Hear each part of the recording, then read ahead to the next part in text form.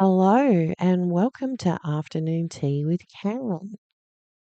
I'm going to do a bit of research into truth and treaty and stuff, and probably mostly stuff. So let's go. A stringy bark forest where big Indigenous political ideas have been shared for more than 2 decades. But now there are renewed calls for less talk. We want to see action. It's about bringing the both world together and focus on our future, and that is very important for both Yolngu and Balanda. Not really enough. I think it's more actions. I think having a treaty is really important. Far from the festival, the Prime Minister repeated what he said at Gama yesterday.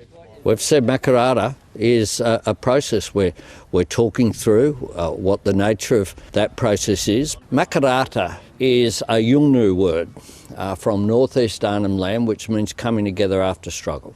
But now there's uncertainty and confusion about what that means and whether the Prime Minister will fulfil his election promise to deliver a so-called Makarrata Commission that would supervise a process of agreement making between governments and First Nations and truth-telling. I think while it's all nice and fuzzy language about coming together, it needs to be much more than that, and a Makarrata Commission is necessary. Okay, let's start here with Katie Kiss. What does an Aboriginal and Torres Strait Islander Social Justice Commissioner do? On the ABC News in March this year, Lady Chris has been appointed as the new Aboriginal and Torres Strait Islander Social Justice Commissioner at the Australian Human Rights Commission. She will be responsible for promoting the human rights of Aboriginals and Torres Strait Islander peoples and providing information to the government on matters relating to the rights of Indigenous people. Currently, she is the Executive Director of the Interim Truth and Treaty Body. She has worked as a political advisor. She was also the Director of the Aboriginal and Torres Strait Islander Social Justice Team. Following the disappointment of last year's Voice referendum, it has become even more imperative for Australia to heal and find solutions to support and empower First Nations communities. Attorney General Mark Dreyfus paid tribute to Miss Kiss's work history and congratulated her on the appointment. Now, I just need to remind myself about truth, treaty, and voice. My little cheat sheet from the Greens, because the United Nations Declaration of the Rights of Indigenous People is the key document which they base their stuff on. So, truth, establish a Truth and Justice Commission, which should be pretty handy for a commissioner. 2. Treaty. Enact a national treaty and or treaties with First Nations people in this country, sovereign to sovereign. 3. Voice. Subject to treaty negotiations, establish a First Nations voice to be included in the governance of Australia as determined by First Nations people. And the only thing to risk is number 9 there. Review the native title legislation to make it consistent with the UN Declaration on the Rights of Indigenous People. What could go wrong? Australian Human Rights Commission.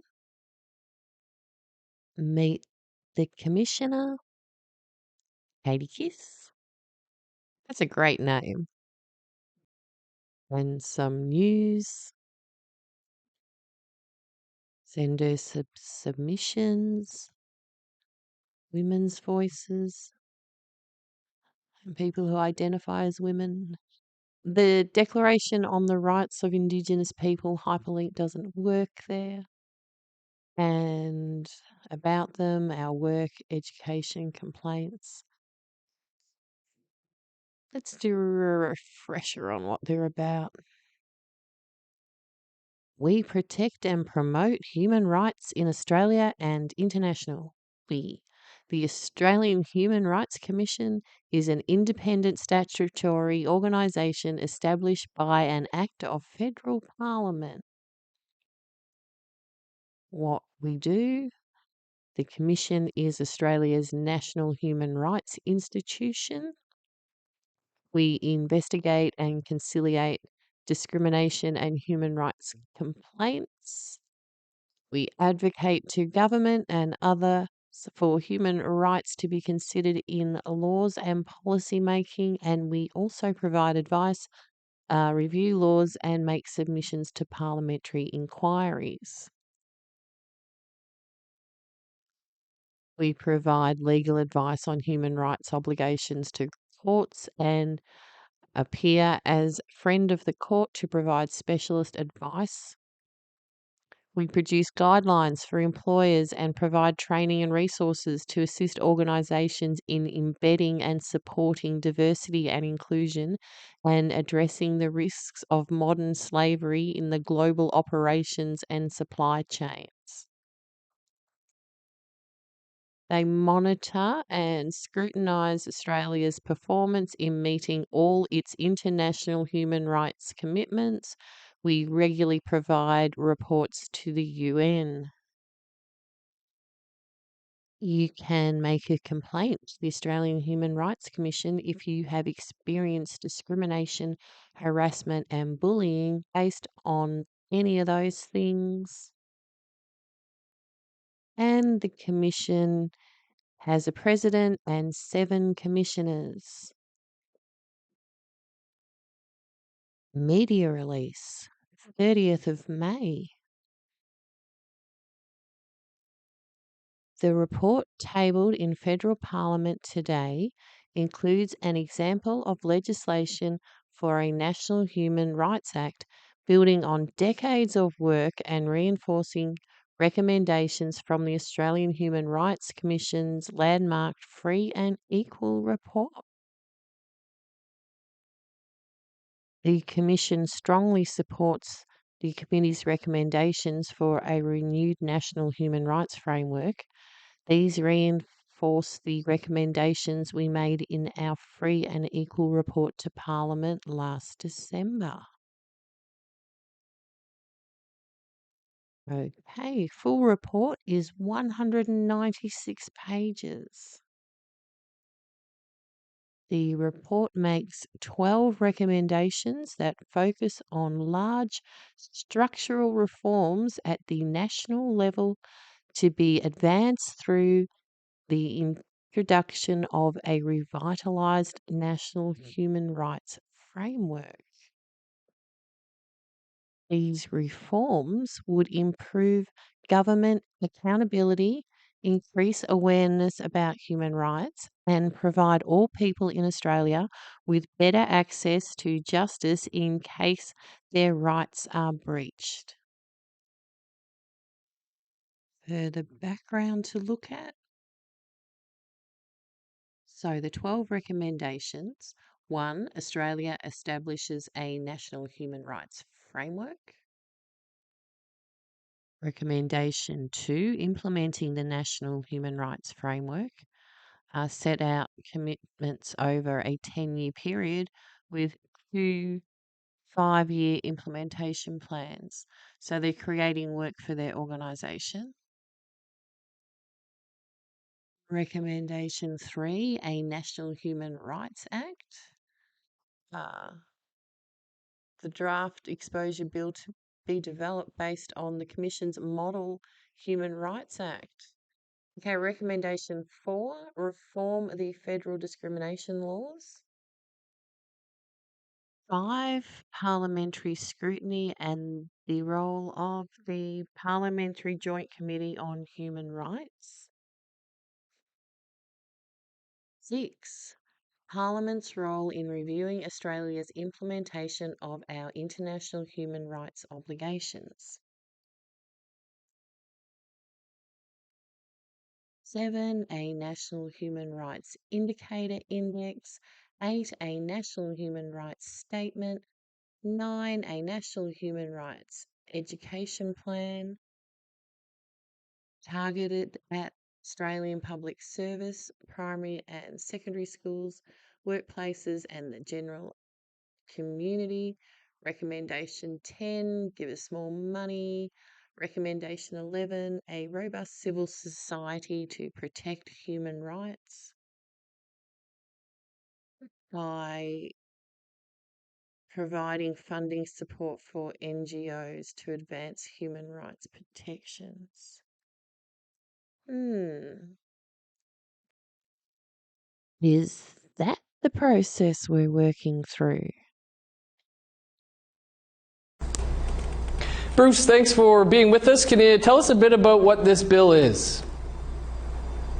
Well, the federal bill, which was rolled out last week, is complementary to the United Nations Declaration on the Rights of Indigenous People, which was passed in 2007 by the General Assembly there. And Canada has been kind of hemming and hawing about it ever since.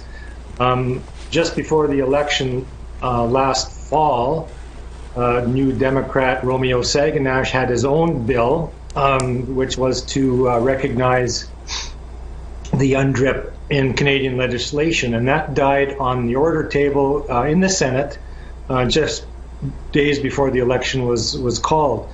So now it's being brought back to life, resurrected by the Liberal minority, and it's basically, the rights of Indigenous people are hereby recognized. We recognize the right to self-determination. We will consult with you on any changes that have to be made. And at the same time, we will not recognize the rights of the Mi'kmaq in their treaties from the 1760s and 50s. Yeah, you're kind of touching on it there, and you no doubt have seen people speaking about this online in a negative way. What is the downside of what's being brought forward? Well, anytime something looks really good, too good to be true, it probably is not very good.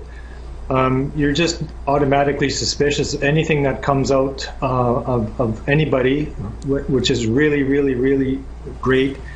But when you take a look at it, let's have a closer look.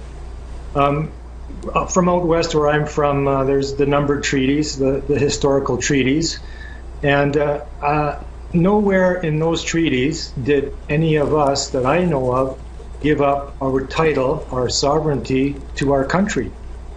Now, decades ago, the National Indian Brotherhood and the Assembly of First Nations agreed to have treaty and Aboriginal rights enshrined in the Constitution. They had no right to do that then, and they have no right to do it now.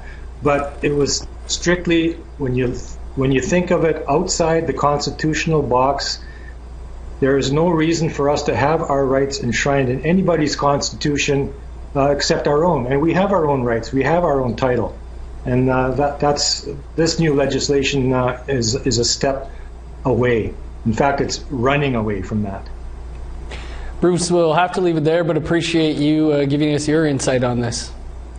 All right. Well, thank you very much. This is something that you're not going to learn about in the School of Indigenous Governance at Ryerson University or University of Victoria, by the way. It needs a lot more study by legalists and academics and journalists. Well, again, Bruce, we always appreciate you giving us your thoughts. And that'll do. See you later. Bye.